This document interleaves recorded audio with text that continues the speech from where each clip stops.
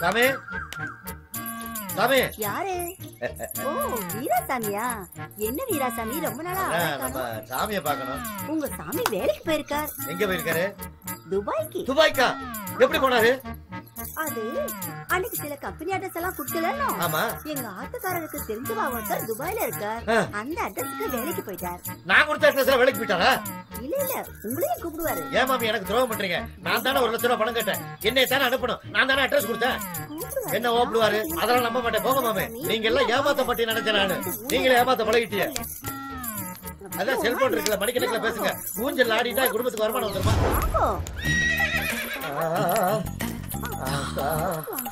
ஊஞ்சல்ல ஆட மாட்டேன்னு சொன்னேன்.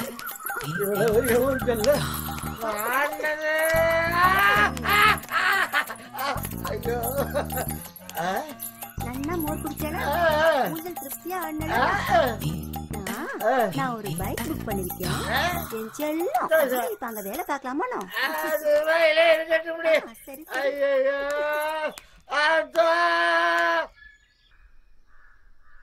அன்புள்ள மனைவிக்கு மனம் கிடைச்சிடணும். என்னம்மா சரசு, என்ன பண்ற? வாங்க மாமா. எங்க தம்பி எங்க வீட்டா? உங்க தம்பி வந்து அவரு துபாய் போயிட்டாரு மாமா. துபாய்க்கா? என்னை பணம் வாங்க வர சொன்னானே. இல்லைங்க மாமா, நீங்க காட்டுனீங்கல்ல அந்த அட்ரஸ், அந்த அட்ரஸுக்கு தான் அவரு வேலைக்கு போய் 1.5 மாசம் ஆகுது மாமா. துரோயிப்பே. நான் ஊரெல்லாம் அலைஞ்சு அட்ரஸ் வாங்கி கொடுப்பேன். உன் புரிச்ச துபாய் போவானா? அதாவது நீங்க வசதியா இருக்கிறேங்கிறத காமிக்கிறீங்கல்ல. உங்ககிட்ட பணம் கேட்டு வந்த மாதிரி என் புத்திய செருப்பால் அடிக்கிறேன். ஏன் மாமா இப்படி கோச்சுக்கிறீங்க? பின்ன என்ன, நான் அட்ரஸ் வாங்கி கொடுத்துருக்கேன்ல. 1ஆம் தேதி வாங்க பணம் தர்றேன்னு அழுதான், கட்டி பிடிச்சான் பங்காளி. மூண்டு ஓடி போயிட்டா பத்தியா? துரோகம் பண்ணிட்டு ஓடி போயிட்டா பத்தியா? துரோகி எல்லாம் திட்டாதீங்க. இப்ப என்ன உங்களுக்கு பணம் தானே வேணும்? உங்களுக்கு எவ்வளவு வேணும்னு சொல்லுங்க, நான் கொடுக்குறேன். அதை எப்படி நீ கொடுக்க முடியும்? முதல்ல இந்த லெட்டரை படிச்சு பாருங்க. ஆமா, இந்த லெட்டர் படிக்கிறேன். நான் உன் வேலைக்காரன் போறேன். முதல்ல இத படிச்சு பாருங்க. என்ன படிச்சு பாருங்க. அப்படி என்னத்தை கழிச்சிருப்பாரு? பணம் அனுப்பியிருக்கேன், நீ சௌரியமா இரு, என் பொண்டாட்டி எப்படி இருக்கான்னு எழுதிருப்பாரு. வேற என்ன எழுதுவாரு? மாமா கொஞ்சம் பணம் அனுப்பியிருந்தாரு. அந்த கணக்கு வழக்கெல்லாம் பார்த்துட்டு தான் உட்கார்ந்துட்டு இருந்தேன். அன்புமிக்க சரோசாவிற்கு உன் கணவர் எழுதி கொள்வது. வீராசாமி என்ன கொடுத்த அட்ரஸ்ல வேலைக்கு சேர்ந்துட்டான். அவர் வருத்தப்படுவாரு. அதனால அவர் வருத்தப்படாத அளவுக்கு அவர் வரும்போது அவரால் என்ன வேலை செய்ய முடியுமோ அவர்கிட்ட சொல்லி நான் இல்லாத குறைய போக்கிட்டேன். காகரி வாங்குறதா இருந்தாலும் பேங்க் போறதா இருந்தாலும் வீராசாமி என்ன நம்பு. கொஞ்ச நாள் கழிச்சு அவரையும் துபாய்க்கு வருத்திக்கிறேன். அதனால எங்களை மாதிரியும் அவரையும் பாசமா நினைச்சு நல்லபடியா பழகிக்க. நல்லது நடக்கட்டும். பாருங்க, உங்க மேல அக்கறை இல்லாம தான் என்னை வந்து அவ்வளவு பாசமா உங்களை பாத்துக்க சொல்லிருப்பாருக்கும். நல்ல பையன் சொன்னேன். பணம் கொடுக்கணும்ல. லெட்டர்ல வந்து அண்ணன் ஒன்னேன்னு எழுதுனா சரியா போச்சாக்கும். சரி, உங்களுக்கு பணம் தானே வேணும். உங்களுக்கு எவ்வளவு பணம் வேணுமா நான் தரேன். உள்ள வாங்க. எப்படி தருவ? நான் கொடுக்குறேன். அந்த தொல்லைய வேணா ஆள விடுங்க. வாங்க மாமா. நட மாமா. வாங்க மாமா. வேணாங்கறல்ல.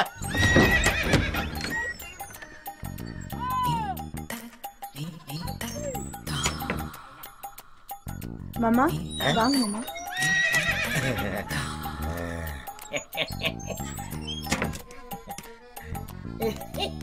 மாமா உங்களை என்னமோ நினைச்சேன். நீங்க ரொம்ப மோசம். சந்தோஷம் தானே? மோதிரம் செயின் இதெல்லாம் போதுமா? போதும். உங்களுக்கு என்ன வேணாலும் கேளுங்க, நான் தரேன். சரியா?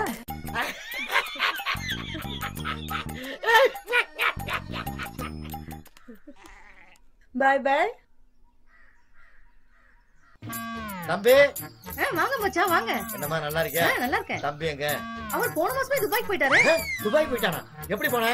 நீங்க கொடுத்த அட்ரஸ்ல தான். நான் கொடுத்த அட்ரஸ்லயா? ஆமா. இவனும் துரோகம் பண்ணிட்டா, அவனும் துரோகம் பண்ணிட்டா. அப்பவே என் பொட்டாட்டி சொன்னா போகாதீங்க, உங்க பங்காளிய உங்களை கைவிட்டுருவாங்கன்னு. நான் சொன்னேன் என் தம்பி அம்மா ரத்த பாசம் என்னைய காப்பாத்துவாங்கன்னு. பணம் வாங்கிட்டு வா பாப்போம்னு சொன்னா. அதே மாதிரி நடந்து போச்சு. இனிமே சாகுற வரைக்கும் உங்க மூஞ்சில முழிக்க மாட்டோமா? நில்லுங்க மச்சான், என்னாச்சு? அவங்க போனா போட்டோம். உள்ள ஆட்டுக்கால் சூப் இருக்கு, உங்க தம்பி சாப்பிட தட்டு இருக்கு, அவர் படுக்கிற பெட்டும் இருக்கு. உள்ள வர்றீங்க, சாப்பிடுறீங்க.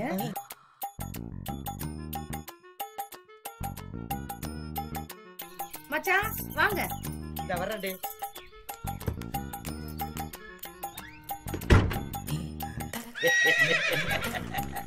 சந்தோஷம். இப்ப தெரிஞ்சுக்கிட்டீங்களா உங்க குழந்தையால? ரொம்ப அலட்டிக்கிட்டீங்க. சந்தோஷம். வரட்டா? பாய். யோகா. பாய். வாடி, வீட்டை விட்டு வெளியே போடி. வெளியே போடி மேல. மொபைல்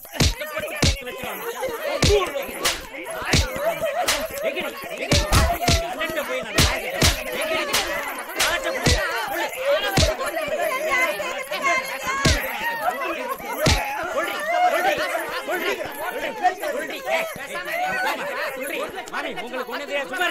என்ன செய்ய தெரியுமா?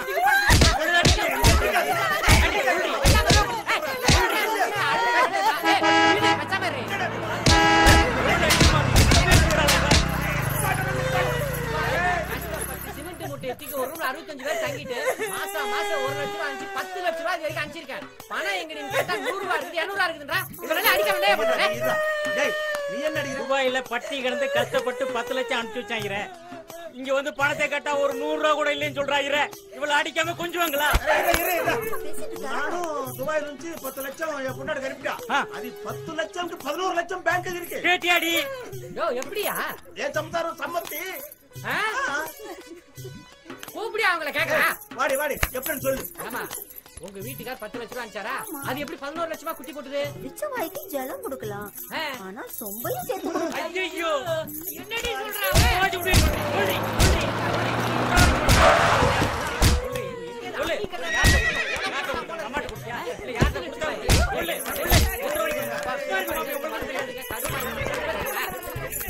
நிறுத்துக்கப்பா.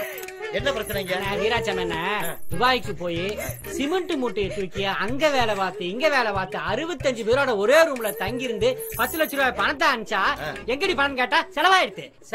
நான் இவளை அடிக்காம என்ன பண்றது? ஒரு 100-200 ரூபாய் மிச்சம் வச்சிருக்க கூடாது. சரி சரி உனக்கு என்னடா பிரச்சனை? துபாயில கஷ்டப்பட்டு தகர கம்பெனி வளைஞ்சு 10 லட்சம் அனுப்பிச்சு வச்சானே. வீட்டுல வந்து கண்ணை கேட்ட ஒரு 50,000 1 லட்சம் கூட இல்லைன்றான். இவளை அடிக்காம கொஞ்சம் எனக்கு முன்னாடி அவளை அடிக்கிற வேலை வச்சுக்காத. தொலைச்சு விடு தொலைச்சு.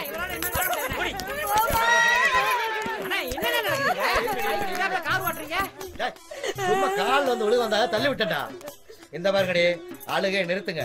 நடந்து போச்சு. இனிமே உங்க மாமே உங்க கூட இருப்பாங்க. ஆளுக்கு 50,000 ரூபாய் 10 வட்டிக்கு பணம் தரேன். ஏன் ஒரு 5 வட்டி கொடுக்கறதா? ஜாஸ்தியா இருக்குண்ணே. அதெல்லாம் நீங்க பணத்தை கொடுக்கும் போது அப்படி இப்படி அட்ஜஸ்ட் பண்ணிக்க வேண்டாம். இந்த பாருங்கடி குடுக்கிற பணத்தை வச்சு நல்லபடியா சம்பாதிப்பாங்க. அதை அப்படியே பத்திரமா வச்சுக்கோங்க. இனிமே யாரும் கேட்க மாட்டாங்க. நல்லபடியா புடச்சுக்கங்கடா. நீங்களும் அவளுகளை அனுசரிச்சு போங்கடா. நீங்க பாட்டுக்கு அவளுகளை விட்டு ஓடிட்டா அவளுக்கு என்ன செய்வாளுங்க? ஏன் பணம் மட்டும் அப்படியே இருக்கு. ஓ பணம் மட்டும் அப்படியே தான் இருக்கு. ஏன்னா ஊஞ்சலும் மோரம் தானே மிச்சம். ஆனா எப்ப பணம் வாங்க வீட்டுக்கு வர்றது? வீட்டுக்கு காலையில வாங்கடா. சரி காலையில வாங்கடா. நல்லபடியா புடச்சுக்கங்கடா. அண்ணே அக்கா ஊரெல்லாம் தேடிட்டு இருக்கு. எங்கடா போன நீ? ஊரெல்லாம் தேடுறாளா? பின்ன ஒரு வாரம் தானடா ஆச்சு. அடி ஆத்தி. தலைவரே அந்த வெட்டி வீராசாமி இருக்கானே வட்டி குட்டு சம்பாரிச்சு பயங்கர பணக்கார ஆயிட்டான். கார் பங்களா எல்லாம் வாங்கிட்டான் தலைவரே. அப்படியா? ஆமா. யாரு வெள்ள வெட்டி வீராசாமியா? ஆமா தலைவர். நிப்பாட்ற போய் அவனை. யோ நித்யா யாரா அவசரம் தெரியாம தலைவர் கூப்பிடுறாரு. வா. யார் தலைவர்? வாயா. வணக்கம். என்ன வீராசாமி சொல்லுங்க. ஊருக்குள்ள அதிகமா வட்டி கூட்டி சம்பாதிக்கிறத கேள்விப்பட்டேன்.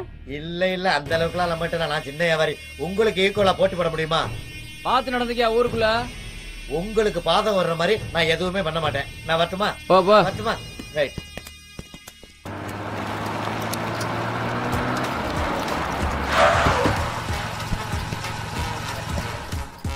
வீட்டுக்கு நம்மளே விருந்தாடி வர்ற மாதிரி இருக்கு.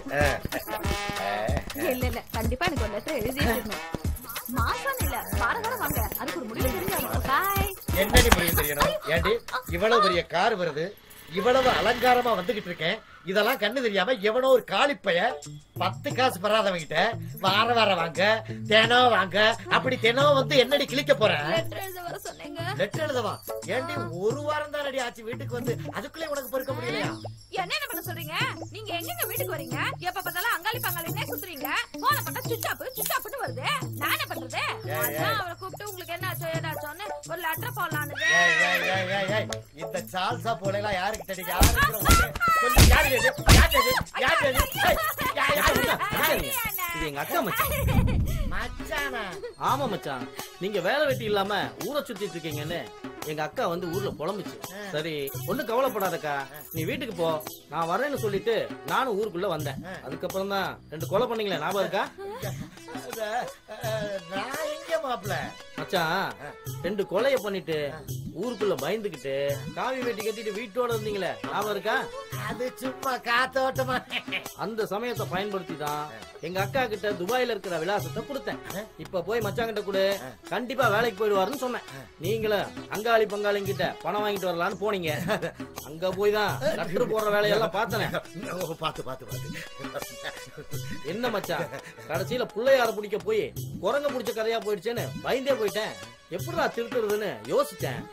அடுத்தவன் பொண்டாட்டி மேல கை வைக்கும் போது குஷியா இருக்கு, ஆனா தான் பொண்டாட்டி மேல ஒருத்த கை வைக்கும் போது வலி தெரியும். அதனாலதான் நீ வர்ற சமயமா பார்த்து நானும் எங்க அக்காவும் பேசிக்கிட்டே வந்தோம். இப்ப எப்படி வலிக்குது பாத்தியா? ஆமா, இந்த ரெண்டு கொலைன்னு விசாரிச்சதெல்லாம் அதெல்லாம் ஒரு கொலை இல்ல மச்சான். அவங்க 2 பேரும் என் ஊருக்காரனுங்க. ஏ மணி, அசோக் வாங்க. உசுரோடதான் இருக்கு.